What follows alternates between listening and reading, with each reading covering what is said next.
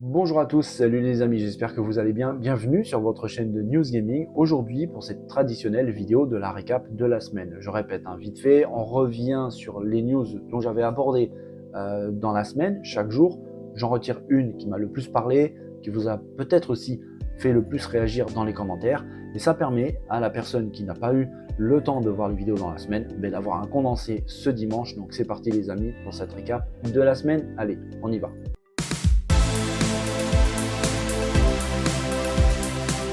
Les amis, premier retour en arrière pour cette récap du dimanche avec un sujet qui m'avait personnellement un petit peu attristé parce que ça abordait un jeu qui m'avait énormément marqué à sa sortie, que ce soit pour le 1 comme pour le 2. Le Infinite, je n'avais pas vraiment joué, je ne sais pas pourquoi d'ailleurs, mais le 1 et le 2, vraiment, c'était un kiff absolu, une ambiance de dingue, vraiment, une DA folle. C'était novateur dans l'idée, avec pour l'époque des graphismes plutôt bien réussis, et c'est vrai qu'on attendait vraiment la suite de ce jeu. C'est pas demain la veille qu'on va la voir, et c'est même plutôt inquiétant, sincèrement. Le jeu, c'était BioShock.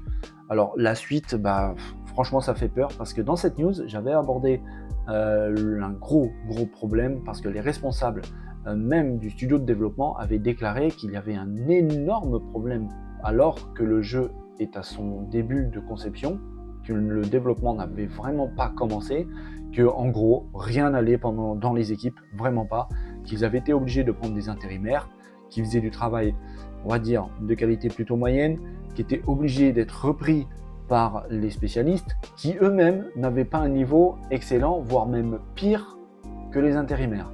Donc un petit peu, on comprend un peu que c'est compliqué, vraiment.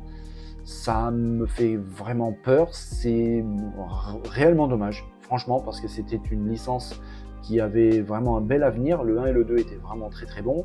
Le Infinite, je vous le dis, je n'y ai pas joué. J'ai des amis qui l'ont fait, qui m'ont dit qu'il était excellent, mais avec un gameplay un petit peu particulier et qui a perdu un petit peu pas mal de monde.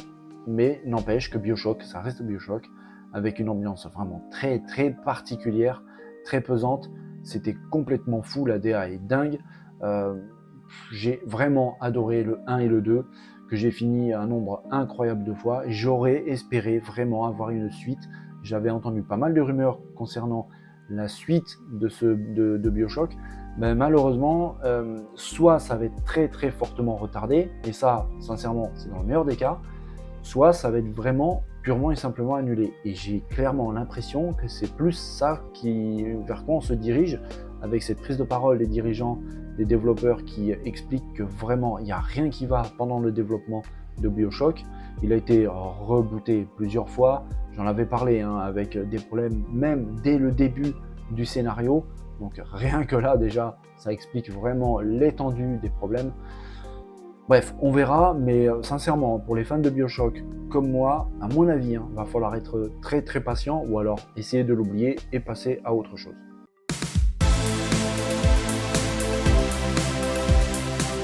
Autre retour en arrière, autre jeu et autre petite grosse déception, en tout cas très grande inquiétude pour un jeu qui n'arrête pas d'être relancé, reporté. Tout le monde en parle assez régulièrement sur internet. J'en ai déjà fait pas mal de vidéos dessus. Ce jeu est un jeu très attendu, malgré tout, chez Ubisoft. Malheureusement, on va encore parler d'Ubisoft. Ce titre, c'est Skull and Bones, un jeu qui ne cesse d'être retardé, les amis, vraiment. Alors, j'avais, dans une précédente vidéo, déclaré que Yves Guillemot, le président d'Ubisoft, avait dit que finalement le développement se passe bien, que tout va bien, que le jeu avance, même s'il a du retard, le jeu avance. J'ai eu d'autres retours, vraiment, sur ce titre, et c'est pas vraiment comme ça en fait que ça se passe. Apparemment, c'est pire que ce que l'on pensait. Le jeu a l'air vraiment beau, en tout cas techniquement. Là, bon, et bien évidemment, c'est de l'image de synthèse, donc comme je dis toujours, l'image de synthèse, ça ne rend pas les coups, ça peut être le plus beau possible. Le jeu en lui-même, en plus, malheureusement souvent, c'est pas le cas du tout. Mais n'empêche que Skull and Bones a l'air quand même plutôt pas mal.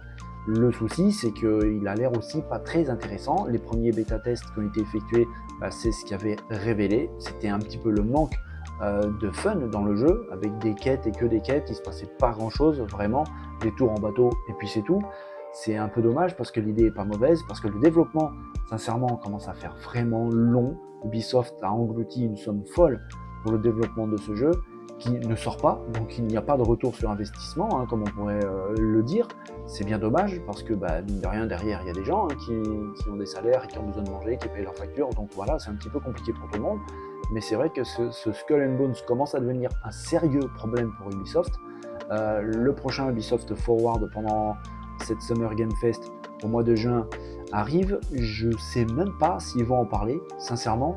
Et je vous dis la vérité les amis, si pendant cette Ubisoft Forward, si la compagnie ne parle pas de Skull and Bones, ça sentirait pour moi vraiment très mauvais. Parce que de ce que j'ai cru comprendre, c'est que le jeu pourrait être annulé. En tout cas, il est clairement sur la pente descendante et il se dirige vers une possible annulation. Je sais pas si c'est le cas, sincèrement, mais franchement, je vous dis la vérité, j'ai vraiment pas envie. Vraiment, hein, parce que je le dis souvent, derrière les équipes, en fait, il y a des gens, il y a des familles. Donc, c'est compliqué. En plus de ça, on parle aussi de la survie d'une grande compagnie française qui a fait d'énormes et de très très beaux jeux. J'espère que ça continuera, que ça sera le cas avec par exemple Assassin's Creed Mirage, dont la présentation au showcase m'a vraiment fait plaisir. J'ai trouvé ça vraiment très très bien. Mais c'est vrai que pour Skull and Bones, ça sent vraiment très très mauvais. J'ai peur pour la suite. On va regarder avec attention l'Ubisoft Forward, mais c'est vrai que, comme j'ai dit tout à l'heure, s'ils n'en parlent pas, sincèrement, ça serait vraiment mauvais signe.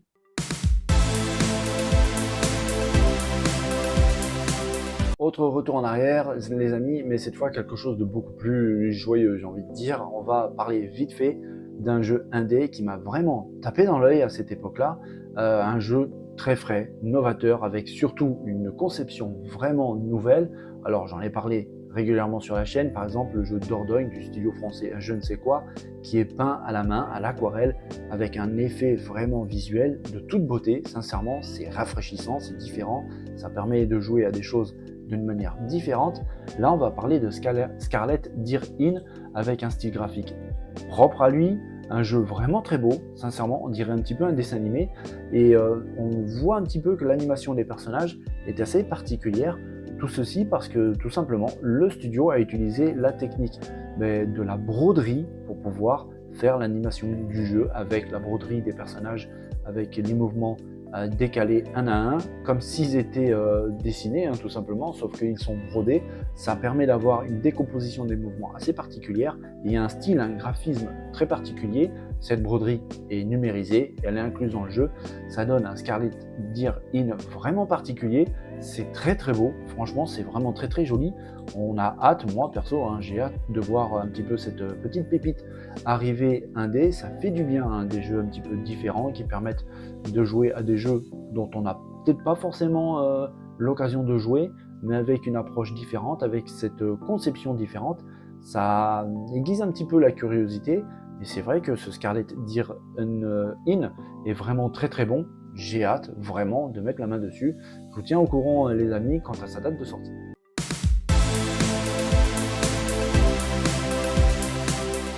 Autre retour en arrière les amis pour cette récap, et là on va pas parler jeux vidéo, on va parler périphérique pour jouer aux jeux vidéo. On va parler en particulier du casque de réalité virtuelle PSVR 2, le casque deuxième génération de Sony pour la PS5. Je vous avais dit récemment sur la chaîne que beaucoup de youtubeurs, beaucoup de chaînes, même beaucoup de sites sur internet avaient crié vraiment au feu presque en disant que le PSVR 2 était en train de faire un bid, un flop total et monumental, que Sony allait complètement se planter avec ce casque, avec des ventes absolument catastrophiques. Moi à l'époque j'avais pris un peu de recul, j'avais pas envie de suivre la meute en me disant ouais oui c'est un flop, mais je voulais essayer de me faire ma propre opinion parce que à l'époque on parlait quand même d'un objet, le périphérique qui coûte quand même 600 €. Donc dans ma tête je me dis mais c'est pas tout le monde qui peut acheter un périphérique pareil, donc il faudrait un peu comparer ça avec le nombre de ventes. Finalement j'avais dit aussi que j'attendais avec impatience les chiffres officiels dévoilés par Sony. Ils ont été dévoilés. On se retrouve avec des chiffres de vente de 8% supérieurs par rapport au PSVR 1. Alors ça paraît pas comme ça, 8% oui c'est pas énorme, c'est pas non plus une dinguerie, mais quand même 8% pour un objet qui coûte quand même 600 €, ben, finalement, c'est pas si mal que ça. En plus de ça, ce casque de réalité virtuelle, je l'avais dit, était exclusivement vendu sur le store de Sony, donc forcément, ça limite un petit peu sa diffusion à grande échelle, parce que bah, sur le store de Sony, on ne peut pas, par exemple, payer en plusieurs fois. Ça, c'était pas possible, c'était 600 € ou rien. Sony avait déclaré assez récemment que le casque allait être mis en disponibilité absolument partout. Maintenant, les amis, on peut acheter un casque PSVR 2 chez la Fnac, chez Micromania, chez Amazon.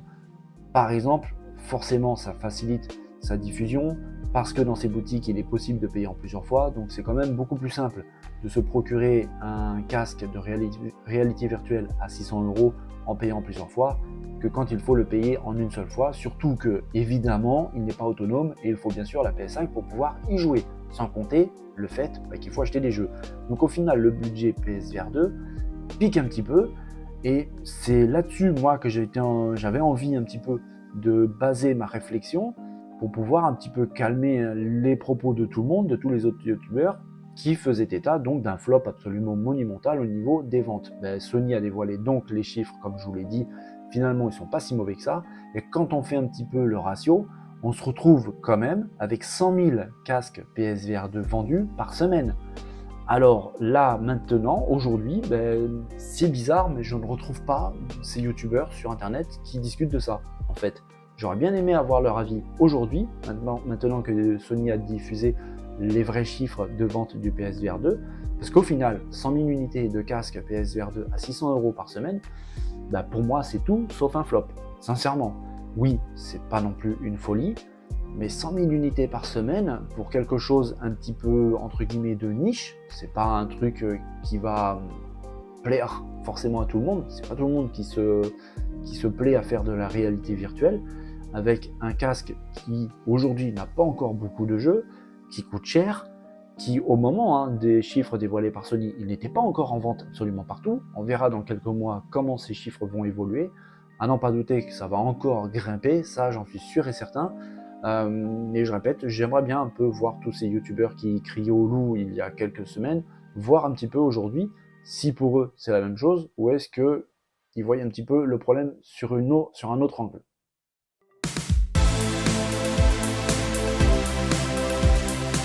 Pour ce retour en arrière, j'avais envie de revenir un petit peu sur ce showcase de Sony qui a vraiment cristallisé beaucoup d'attention sur internet. C'est vrai que c'était un showcase vraiment très très attendu, peut-être un petit peu trop, je l'avais expliqué dans ma vidéo réaction débrief concernant cette conférence de Sony, c'était peut-être un petit peu trop attendu. Alors ça nous a mis à tous une pression énorme, les insiders se sont peut-être un peu trop enflammés aussi à ce sujet, avec beaucoup de prises de parole comme quoi ça allait être gigantesque, colossal. Moi-même, je l'avoue, je m'étais pris un petit peu au jeu. Maintenant, il faut aussi comprendre un peu le pourquoi.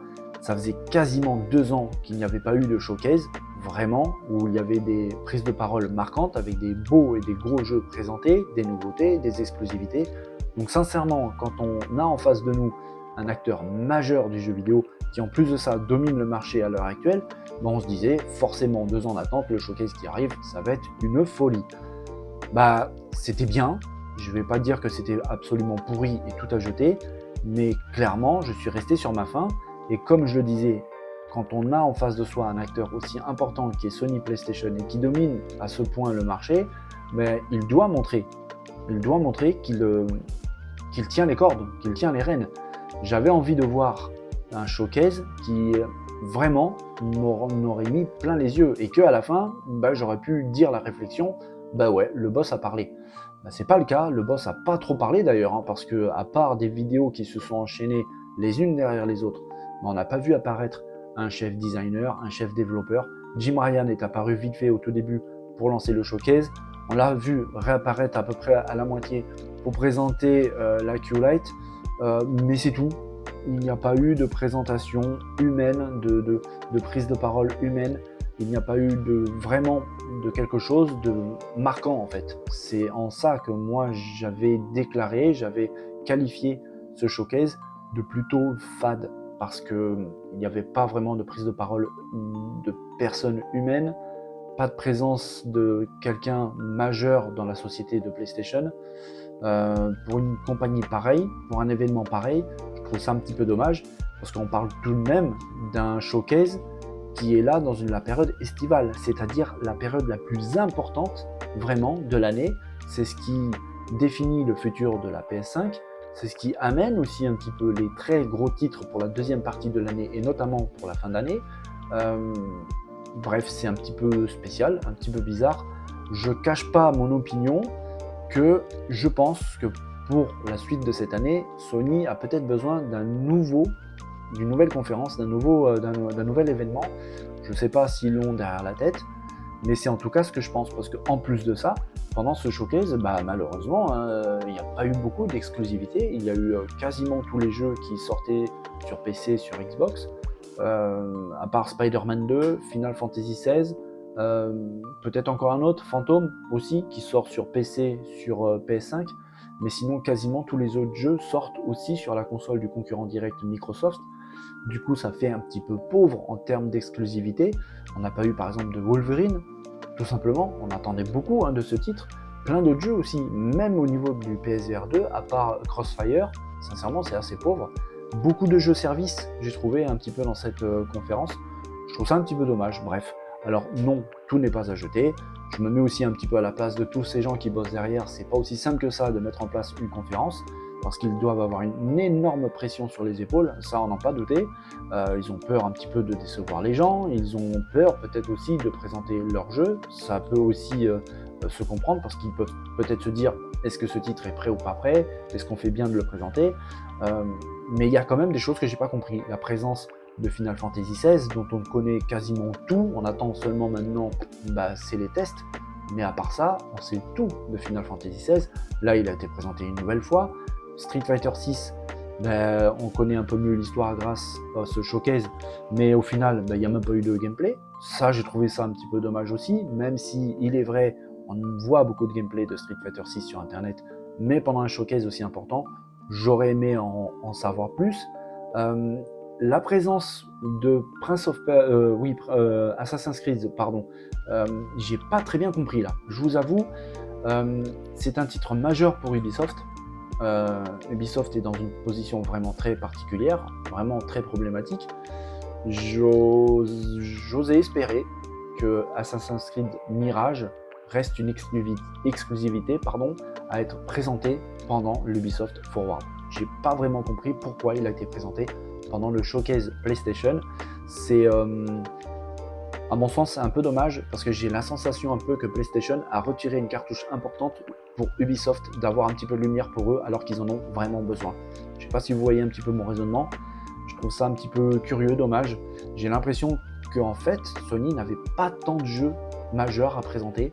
C'est peut-être pour ça qu'ils ont rajouté Final Fantasy XVI, c'est peut-être pour ça que le trailer gameplay de Spider-Man 2 a duré plus de 10 minutes, j'ai trouvé ça un petit peu long. Donc ça me donne un petit peu l'idée d'un showcase qui aurait pu être bien plus pauvre en fait, s'il n'y avait pas tout ça. Et cette présence d'Assassin's Creed pendant ce showcase m'a fait un petit peu bizarre. Alors oui, j'étais vraiment très content de le voir, ça m'a rassuré concernant Ubisoft, ça m'a rassuré concernant la licence, ça m'a rassuré vraiment concernant son développement. J'ai trouvé ça vraiment sympa, très très joli. J'ai trouvé que ça bougeait bien, ça promettait vraiment beaucoup, avec un petit retour aux sources, un peu plus de simplicité, j'ai l'impression, et c'est franchement une très très bonne chose. Mais vraiment, j'aurais espéré voir Mirage dévoilé en exclu pendant l'Ubisoft Forward, pour un petit peu centrer la lumière sur ce studio qui en a vraiment tellement besoin. Là, j'ai trouvé ça un petit peu curieux. Bref, ce n'est que mon opinion, les amis. Je voulais revenir vite fait, tout simplement. C'est juste un retour pendant la récap. Mais voilà mon opinion, j'ai envie de dire définitive, sur ce showcase de PlayStation. Je pense, n'en reparlerai plus, en tout cas pendant la vidéo. On verra le 11 juin, il y a celle de Xbox qui arrive. On verra si le géant américain va profiter de la situation pour taper là où ça fait mal, ou est-ce qu'ils vont rester sur leur ligne, sur leur planning, ne rien changer. Mais c'est vrai que, à mon sens, j'ai plus l'impression que Xbox a un peu plus de cartouches bien plus intéressantes à présenter, avec donc Forza, Hellblade, Starfield, Everwild, peut-être Fable, peut-être Gear 6. Si vraiment Xbox présente tout ça, ça risque un petit peu de faire mal. On verra, attention, on prend beaucoup de recul parce que Xbox par le passé, ils nous ont bien déçus aussi plusieurs fois avec beaucoup de hype avant le showcase Xbox et pendant et juste après une énorme déception. Donc on va pas s'enflammer, on va attendre, le 11 juin de toute façon c'est vraiment bientôt, mais en tout cas cette période de conférence c'est vraiment passionnant, Sony vient d'ouvrir le bal, ben maintenant c'est les copains à parler.